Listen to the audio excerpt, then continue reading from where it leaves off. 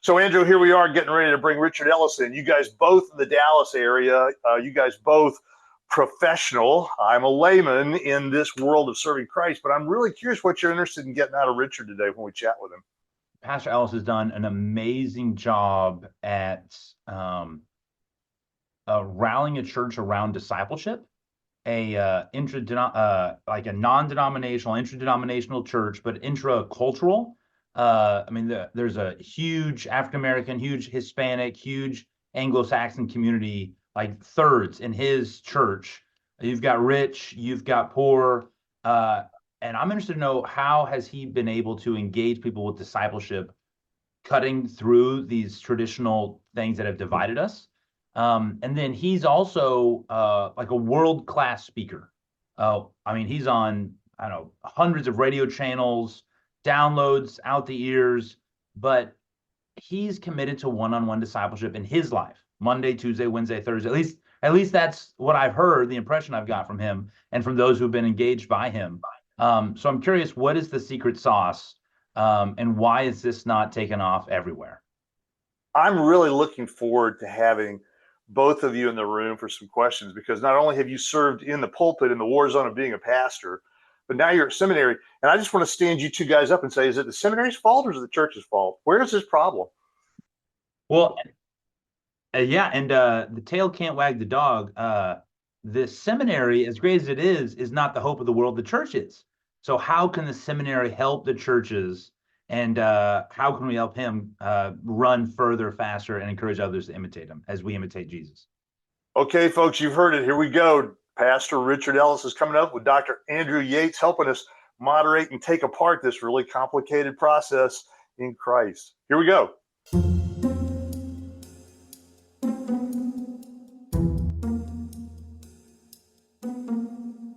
You've alluded to a couple times to this is not that, this takes longer than you think. What when you say I'm discipling someone, what does that mean to you? And with just a great guy. He's probably 40, in his early 40s, F-18 fighter pilot, Top Gun instructor. Oh, the Navy. I'm sorry. We're going to have to edit that. There's no Navy fighter pilots allowed on this broadcast. Well, my understanding is that the Navy trains the Air Force pilots, but maybe I'm wrong about that. So or were you an Army pilot? I don't remember. So I'm not claiming to have figured it all out. I'm not over anybody. I don't pastor a mega church, reach a lot of people on lots of platforms, but I will tell you, if you're trying to build a mega church, this is not that. This is about building mega Christians.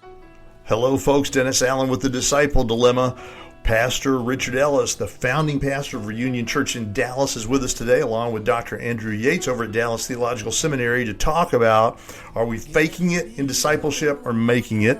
Richard has been a 6th-generation pastor. In other words, 5 generations ahead of him were also pastors. He's been in the church a long time, and yet the idea of being a disciple maker never seemed to take. And Richard's got a great story to talk about both his own experience coming to discipleship as the core of what Jesus told us to do, and his process at Reunion Church, making disciple makers who make disciples. Great episode with Richard Ellis and Dr. Andrew Yates. Here we go.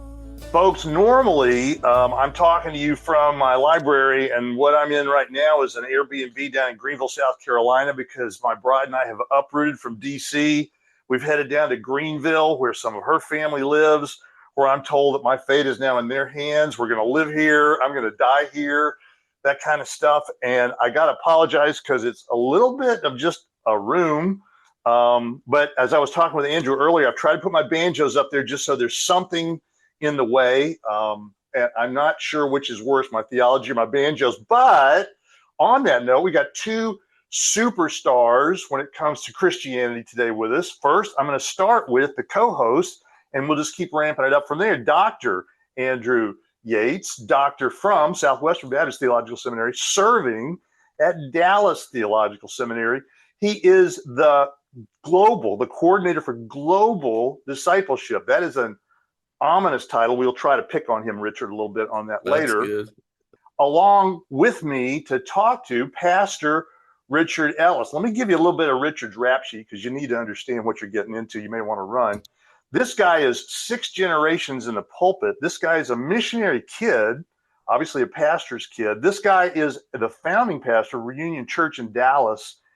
And I'm not sure how his family survived, but I'm really, really hopeful we can extract from him what he's doing to help thrive and survive in the world of discipleship. Richard, thank you for joining us on the Disciple Dilemma. Absolutely. Love being with you.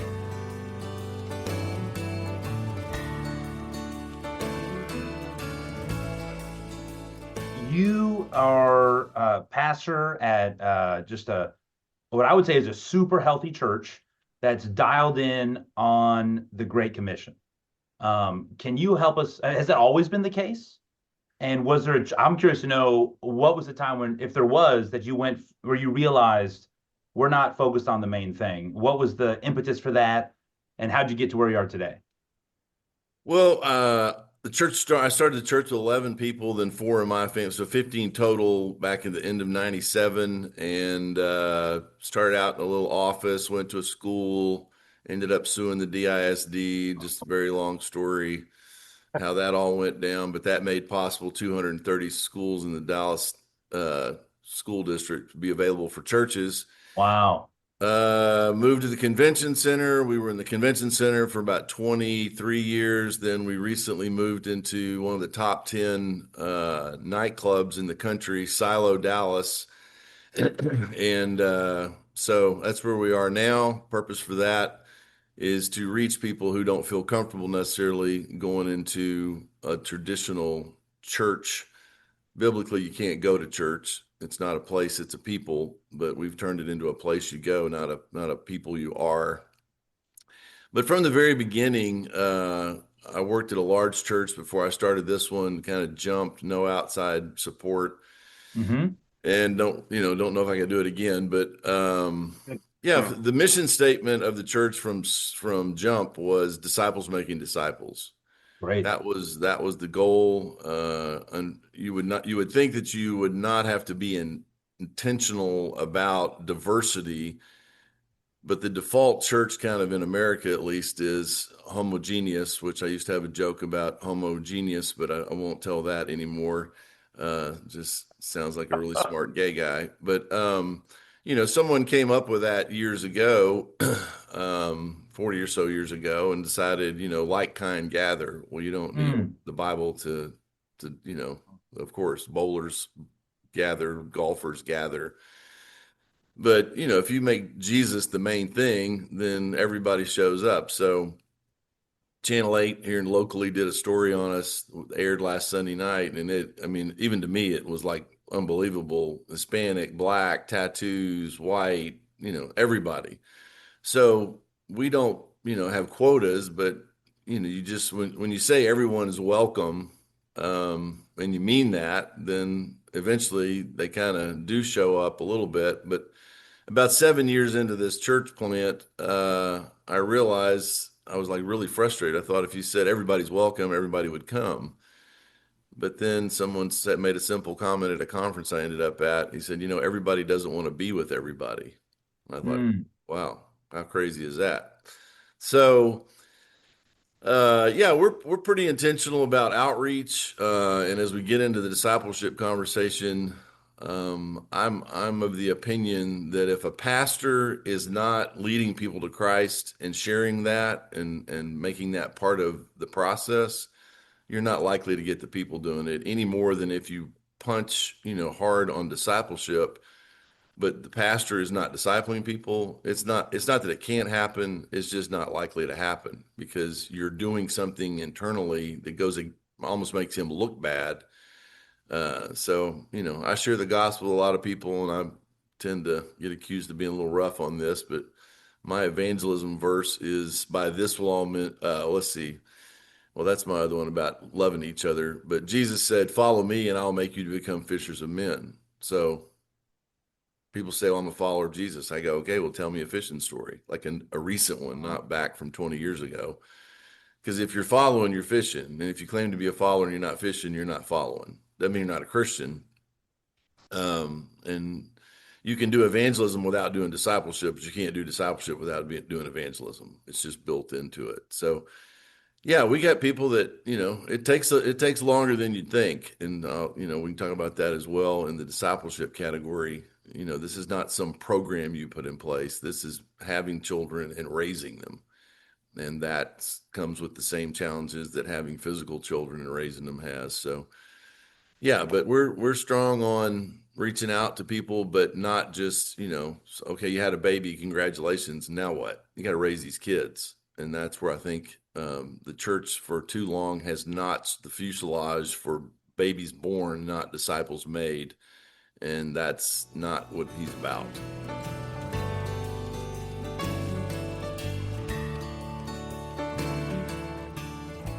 Richard, I want to pursue that because I think that the Western Christian culture in the articles that I read, the scholars that I listen to, people like you guys, Andrew, and you talking about this, there's a tremendous disconnect in the pew with what you just said versus how I'm supposed to live. So I'm following up on this metaphor that you set up, which is that we have created, in some respects, a culture which is significantly evangelism, all start the next evangelism process, as opposed to what you just described a minute ago. And you just used a really fascinating phrase.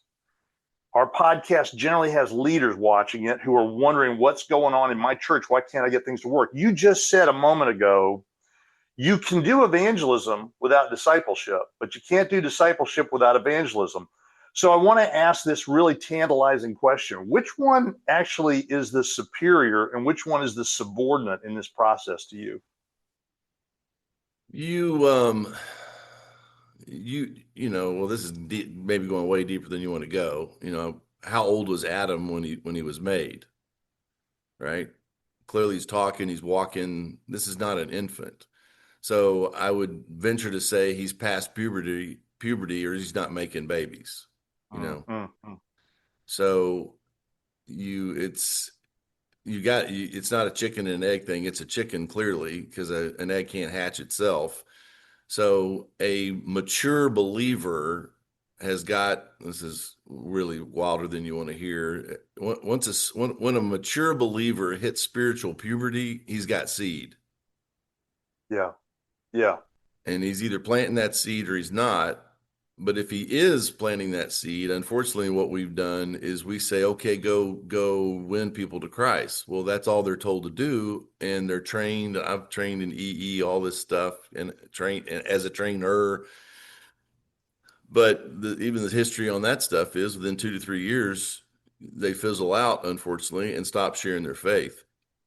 If you're following Jesus, you're going to be a fisherman because you've always got a story from following Jesus. You're living with him, you're talking to him, and so you're sharing the gospel. So I'm not against, most Christians have never led anybody to Christ either. We're not making disciples, and we're really not leading anybody to Christ, or the whole, the world would have gotten saved a long time ago.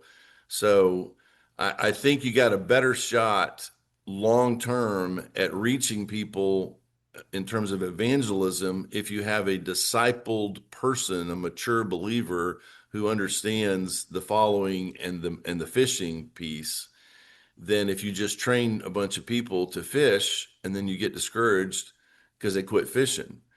Because, it's like we have accused for a long time the black community for making babies and not raising them, right? Black men make a baby, don't raise them. Well, the church is worse than any group.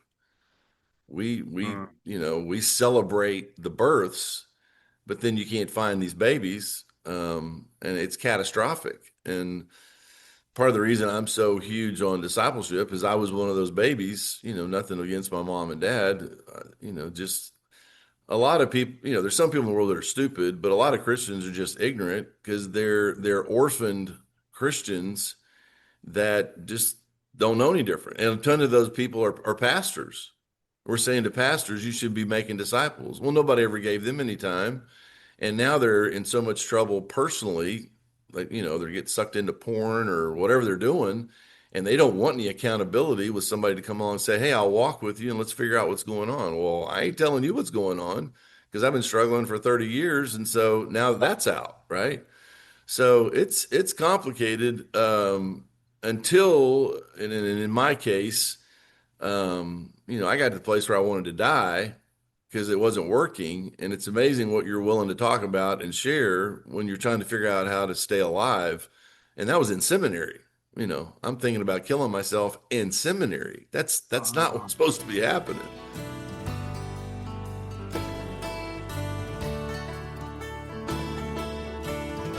This is wonderful that you brought this up, because Richard, I think between you and me, isn't the real problem people like Andrew over in the seminaries? They just aren't doing a very good job of helping pastors get this disciple making thing. If we could just fix the seminaries, wouldn't everything be great? And Andrew's just screwed this up, hasn't he, Richard? What do you think? Yeah, but once he gets ear hair, it'll all change. That ear hair starts growing.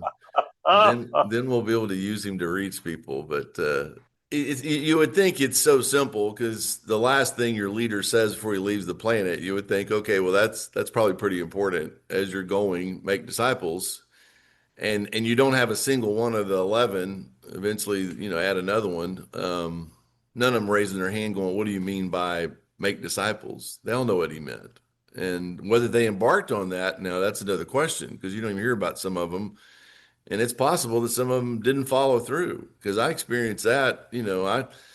I got guys and I sit them down now, and, Paul telling Timothy, teach faithful men who will teach others also. So I've just started sitting with men and saying, look, I only got so many years left, and I can only disciple thoroughly so many men. So I need a commitment from you before we start. I think you're a faithful man, but I need a commitment that you will teach others also when we're done, or this is a waste of time. I'm not interested in helping you be happier, a better husband, a better man. I need a disciple maker.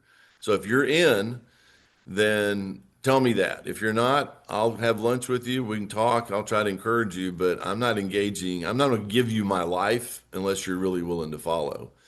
And, that sounds harsh to people, but people flake out, right? It's just part of the deal. So in a lifetime of trying to make disciples, and, you all know this, Dennis, you're older enough to know it, and Andrew, you'll figure it out.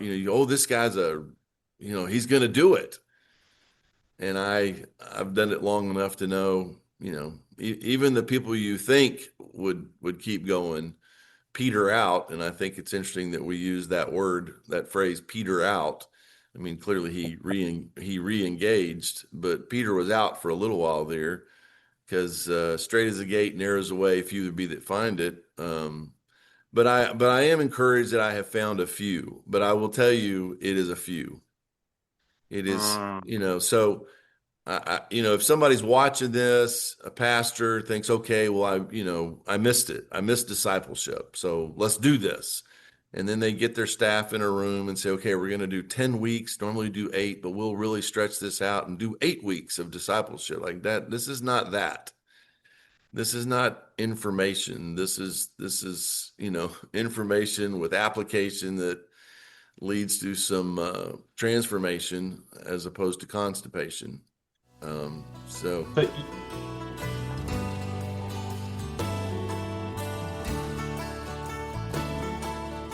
you've alluded to a couple times to this is not that, this takes longer than you think.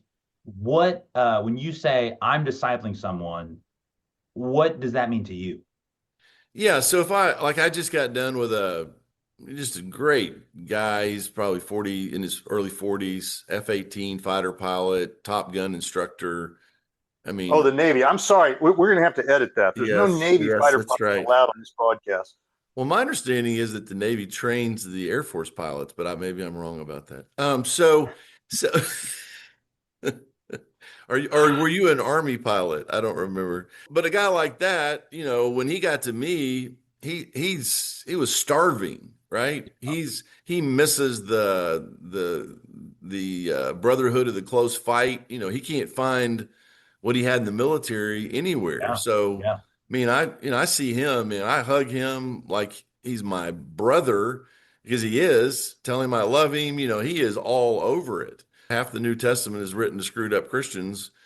But a ton of this stuff is we don't have anybody in our lives. We don't have accountability. But this isn't just about discipleship is not, to me, primarily about accountability.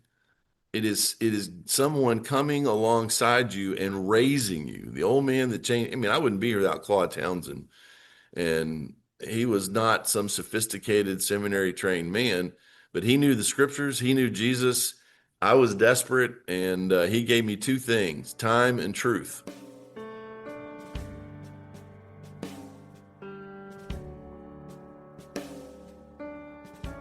The reason I am all over the discipleship thing is I would not have made it.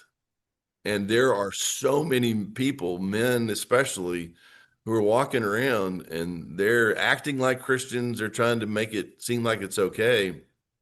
But I was driving down the road, trying to find, I had picked out a bridge I was going to hit, commuting back and forth from seminary and my church. Picked out a bridge. I had already knew what my funeral would be because I was driving 4.5 hours from one way from Fort Worth to this country church. And, there'd be a great story. He fell asleep, hit a bridge. He was serving Jesus. They would never know I'd killed myself. And looking back on it, I realized I didn't want to die. I didn't know I couldn't make it work. I hated reading the Bible because I'd read about joy, peace, love, all this stuff. I had none of it.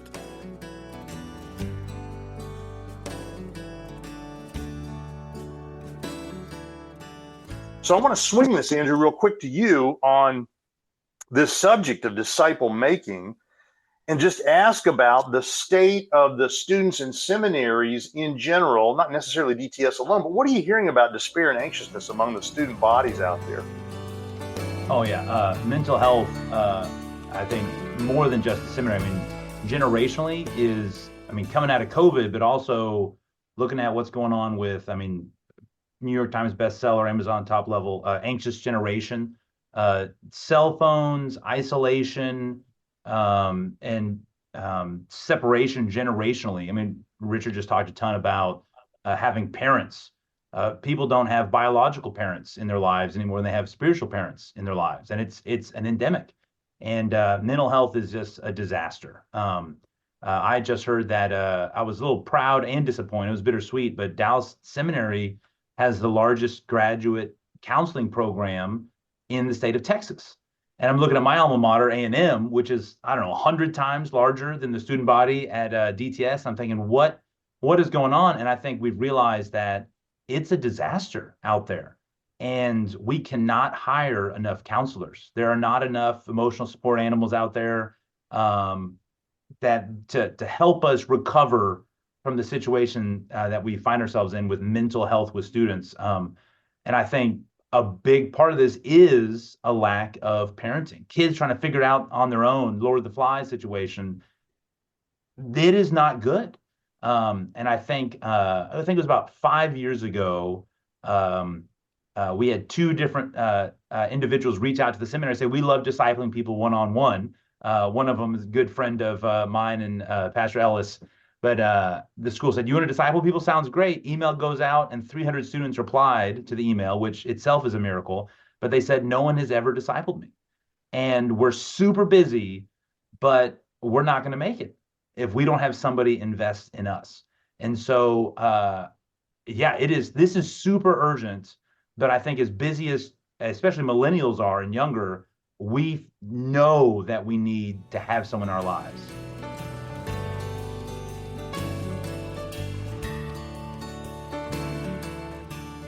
Pastor Ellis, what would you say, having been in that situation yourself, having never had someone just invest in you like you just described, does a student who comes to seminary, do they just go find somebody? Do they pray, God, send somebody to tap me on the shoulder? Or what's their next step? What do they say? What do they do? And then what do they invite someone into, if that's the case? Yeah, the tragedy of a ton of this is the pool to draw from is so tiny. Yeah. And so you think, well, the seminary, all the professors, I know Mark Yarborough a long time, and I know Mark is personally discipling students, or it won't work, right? Yeah. At least he has been, as far as I know. And so that helps. But I mean, I don't know what the number is, but I promise you, there are a ton of professors at DTS who were never discipled personally, so they got no time for it. They don't Mhm. understand the impact it can have. So even if a student approaches a professor or someone on the staff and they've never been through it, they don't even know what they're talking about. And the kid that's asking for it, the student may not even know what they're talking. They're like, I need some help. It's just way messier than anybody's saying. And it takes patience, it takes love. And part of the reason I am willing to be patient with a guy that I disciple is Claude was so patient with me. Yeah. And, it took years. It's not even a 6-month thing. It's not a Yeah. year thing. I kind of see it as a lifelong process. And you got Jesus doing it 3 years every day. I mean, these guys were together 3 years solid, almost every day, except when he sends them out, or, you know, that's a lot of time.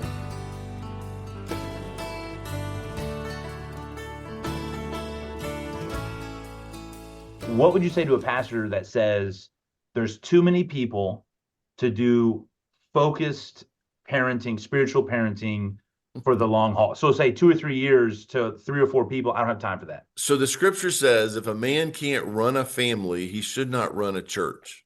Okay. So a pastor, if he has a wife and children, should be demonstrating that he can raise a family. He doesn't have to raise all the families in the church, but he is demonstrating that it is possible. And if they come for advice, he says, yeah, we've had some challenges. Here's what I did, and I can help you. If the guy's not raising any children in the church, raising up leaders that can raise up leaders that can raise up leaders, he's going to just have front door, back door issues and be frustrated for the rest of his ministry because, yeah, he may be drawing a crowd, but he's not multiplying. We are not reproducing. We're making babies, some babies, but we're not making disciples that can make disciples. Just won't do it. And a ton of it is they never experienced it themselves, so they don't see the value, or they're just some kind of egomaniac that, no one's going to get near me, and the moat between the pulpit and the front row has to be so big. And like, what are we? That's not Jesus. And when you show up, you don't have to show up for everybody in that way, but when you show up for one man like that, I have changed his life because Claude changed my life because Jesus changed Claude's life.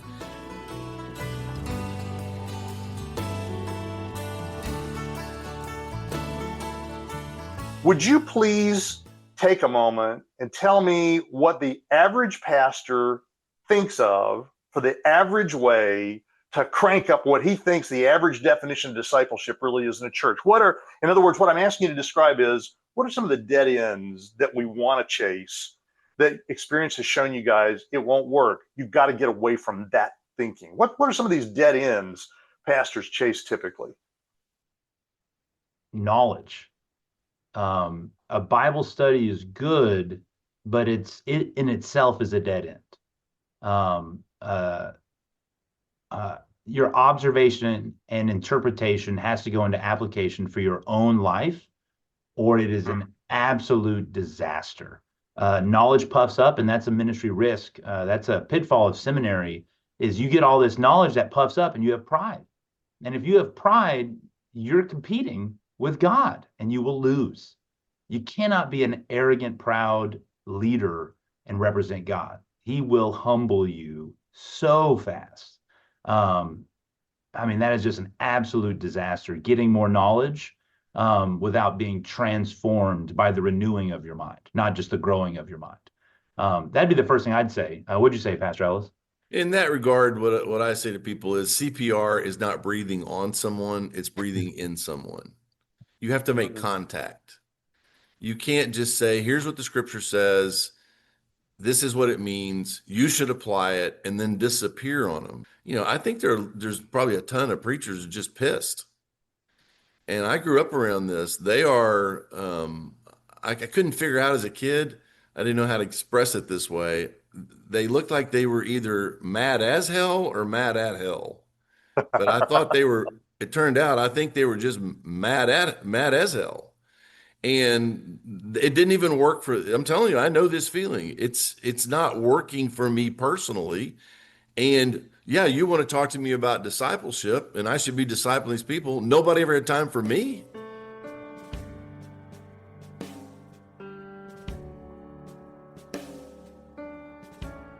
But in fairness, Richard, you also are a product of multi-generations of culture. I'm not blaming parents. What I'm saying is, since the 3rd century, the church has been saying you have to look like this, behave like this, act like this, and then everything's done. And you're rejecting that right now and saying that's a symptom, not the mission. So now you have well-meaning people who show up at church and they're doing everything they do. Okay, I'm reading my Bible, I'm praying, but I need help. But there is no help because it takes too much time. And to your point a minute ago, Andrew, about, well, it takes too much time. Okay, well then put your 6-year-old up for adoption. It takes too much time, right? No one does that unless something's gone terribly wrong, right? Yeah. You don't abandon a 6-year-old. And even when they turn 18, you're not done. You raise your kids to the death.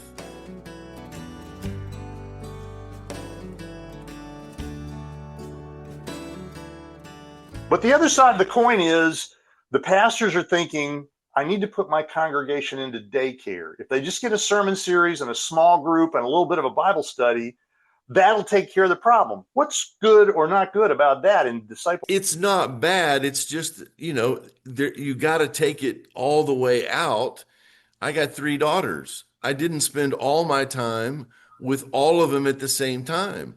I called all 3 of my daughters. They're grown, married, one with kids. I called all 3 of them yesterday. I didn't get them on a conference call. And every call was different. You got to have parents who disciple their children, walk with their children. I'm not talking about just raising them. I'm talking about, the nurture and admonition of the Lord, where they know basic things about how to walk out the Christian life. Then they in turn go do that with their children, with their friends or people. And if they end up in ministry, I mean, I can no more not disciple men. I feel like I'd be dead.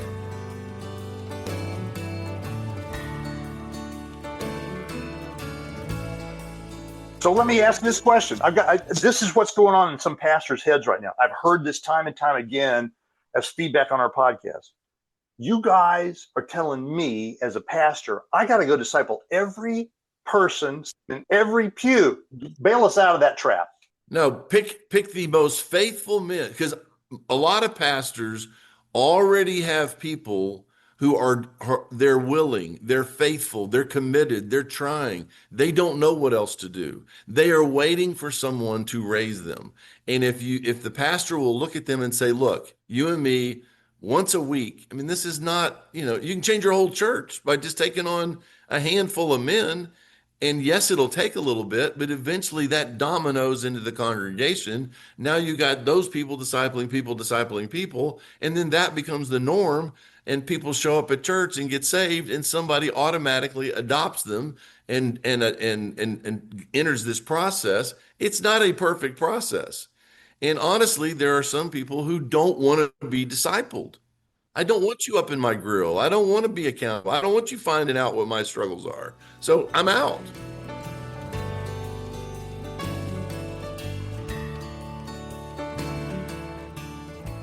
Guys, let's simulate that I'm a pastor listening to you today. And I'm sitting here going like, yeah, I got to start listening to these two and doing this. But look, nobody ever did this for me. Nobody in my church gets this. I'm all alone here. There's nothing that I get about this other than just the concept. What is it exactly you want me to do? Because I'm all alone, guys. What do I do? For me, so I was a pastor at one of the largest churches in the history of the world. And it's been 5 years now since I was there. And the thing that, there were very many exciting things that I was a part of and able to do that I would never have imagined that I'd be able to do. But John 6:66, it's creepy, but a lot of disciples left. Jesus started saying things that were confusing and hard, and they just left. And Jesus looks at the 12 and says, "Are you going to leave?" And the 12 said, like, "Where are we going to go? You have the words of life." And I think the mountaintop experiences I had were awesome, but the things that I look back that mattered and the things that look back that I'm most proud of are the deep relationships I had with a few people that I was able to really focus on. Richard, what does that look like for you? Um, Yeah, okay, so the question was, your pastor out there says, "What do you want me to do?"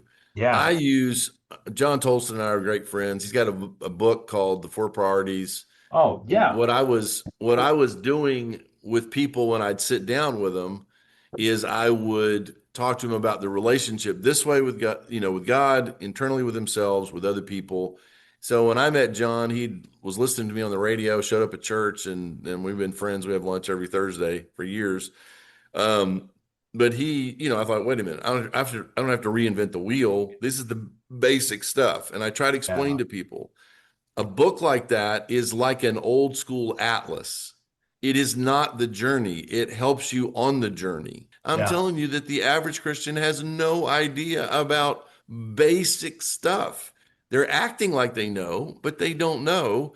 And Yeah. then they eventually just give up and say, well, I guess this is it. I'm supposed to go to church, listen to a sermon, give some money, and shut up and let the professionals handle it. And I guess this is my life. The verse that says, "Eye has not seen, nor ear heard, nor has entered the heart of man the things that God has prepared for those that love him." I've been using that forever about heaven. That has nothing to do with heaven. That applies to here.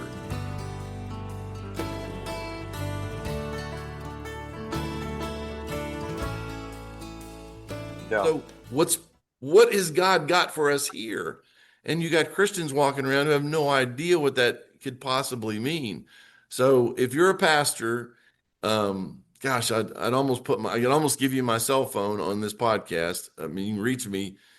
Man, just don't. If you have any desire, reach out to Dennis. I'll help you. I'll help you. Because if five pastors out there figure this out and say, "Okay, will you help me and talk to me about this?" I'll help you. That I'm changes a not. state, that changes a country. Yeah. Yeah, I'm not. I'm not claiming to have figured it all out. I'm not over anybody. I don't pastor a mega church, reach a lot of people on lots of platforms, but and I will tell you, if you're trying to build a mega church, this is not that. This is about building mega Christians.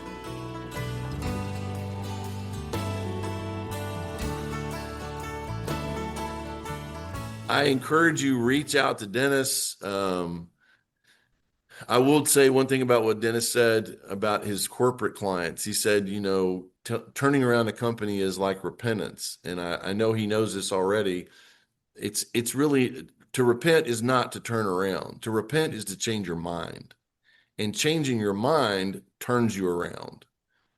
So helping people change their mind, when you tell a pastor, like, you've been thinking this is what's working, you got to change your mind. You got to say, you know what? Somehow I missed this. I screwed up. I'm going to change my mind. We're going to retool. And I realize now that just teaching Bible studies, all this stuff, that's all programs, I've got to engage with some individual men in my church, disciple them, and be patient and let that thing move.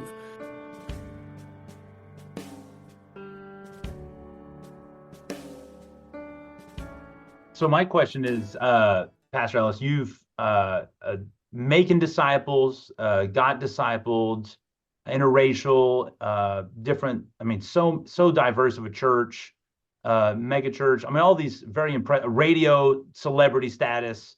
The disciple Jesus loved, John said, "I've got no greater joy than to hear my children are walking in the truth." His spiritual children, the people he discipled. Is that true? I didn't even know how to explain this to you. I didn't even know it was possible. My church, these people, I love them. They love me. We love each other. And when you walk into a gathering it would be impossible for you to walk in and bring anyone that would not be welcome. It's not possible. And Jesus said, "By this will all men know that you're my disciples, that you have love one for another." It's not the music. It's not the preaching. So when you love people, you have time for people, you help them grow, and then they start doing that with each other and new people that come in. That becomes the rebar in the slab. I mean, it's him. And it's just I wouldn't trade with any pastor anywhere in the world for any size church for any amount of money. I have the sweetest gig in the whole world.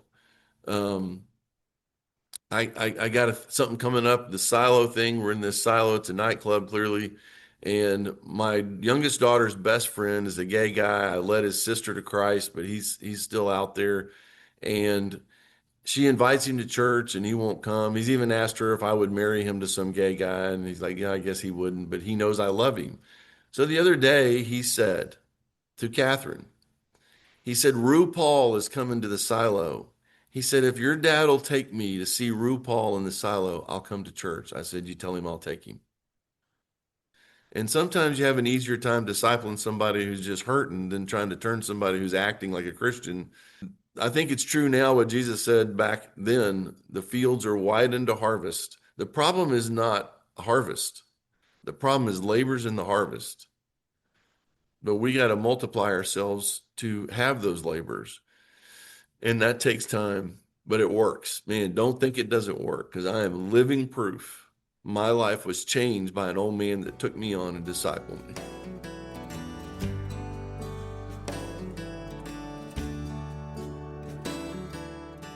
So what I'm hearing you say to me today is we need perhaps, if I were a pastor, I'm not, but as pastors listen to this, I need to stop thinking of myself as needing to get completely certified or a PhD in disciple making to have it all figured out before I start this journey. I need to get this journey going with one or two. Did you just say kind of like that? Yeah, and don't worry about discipling your whole church. Just say, Lord, who is it? Who is the man that's already near me? He's probably hurting, and I have not given him the time that he needs. It's not about just time, though. You got to give him truth and time. That combination is lethal, and you have to be willing to go first. I don't sit down with people and say, hey, tell me about your struggles. I say, look, let me tell you about my stuff. And then all of a sudden they go, wait, but you're a pastor. I'm like, dude, we're all, we all squat the same way. It's not, I've not arrived. And then you got Paul at the end of his life saying, the thing that I don't want to do, I do. The thing I want to do, I don't do. Who'll deliver me from them? It's like, as an old man, he's still in the fight. And I've talked to plenty of old men and said, hey, does this stuff ever go away? They're like, well, it hadn't yet. So don't think you got to present yourself. You say, well, if people find out that I'm human, they'll fire me. Well, then get fired and go be a person. My gosh, enough of this playing, robotic, rehearse your lines. I mean, my church, I have limits about how far I'll go and what I'll share, but I try to be very vulnerable and, expose myself a little bit and say, look, I'm trying to point you somewhere else. You need him. I need him. I won't make it without Jesus. I just won't. And I won't make it without these men around me. So, and I didn't know that. I just wasn't raised that way. I was raised that you didn't need anybody, I'm the pastor, and it's ridiculous. It's just ridiculous. I'm in authority. I don't think you can ever be in authority unless you've been under authority. And so even Jesus was under authority. He didn't do anything without, if that's what the Father did. So, man, I beg you, if you're out there and you're still watching and listening and the Holy Spirit's prompting you and you're going, wow, there may be something to this. I am more concerned about the people watching that are personally hurting than trying to get you to go help someone else. I encourage you, call Dennis, call me. You can call me. I'll answer every call if I ever get. You can call me and I'll give you time. Because if you really are hurting and you know that, I know what that feels like, and it is catastrophic. Because it's not that you're not called. It's not that you don't love God. It's just you may not know what to do, and you may be hurting so much personally, you're afraid to tell somebody that, because then what's going to happen? So make sure you're personally healthy, and you got at least 3 men on this podcast who would give you some time.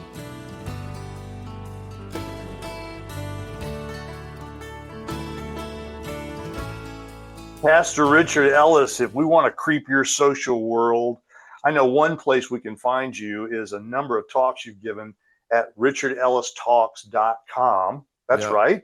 Yeah. And there's some other traffic we can pick up on too. If people want to see what this church that you've been talking about, Reunion Church, is all about, where would we find that on the web? You can go to reunionchurch.org. You can go to pray.com, and we were on one place. There's so many platforms. I don't even know all of them. iTunes. I couldn't tell you, honestly. I don't know where we are everywhere, just trying to take the planet. Andrew, if folks want to grab some traction with you, where do we find your world out in the web? Yeah, if you just email me at discipleship@dts.edu, that comes to me and my team here at Dallas Theological Seminary. And you can just Google Dallas Theological Seminary and discipleship, and you'll connect with our resources, one of which is the one that Pastor Ellis just talked about. Our friend John Tolson put together a great curriculum. And Mark Yarbrough, the president here at DTS, has told me, if you can encourage anyone anywhere on earth to grow in discipleship, do it.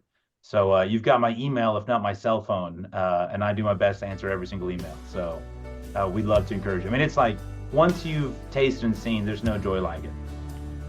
Would you help the church think more about discipleship? Would you help us get the conversation started to talk about the biblical discipleship Jesus gave us?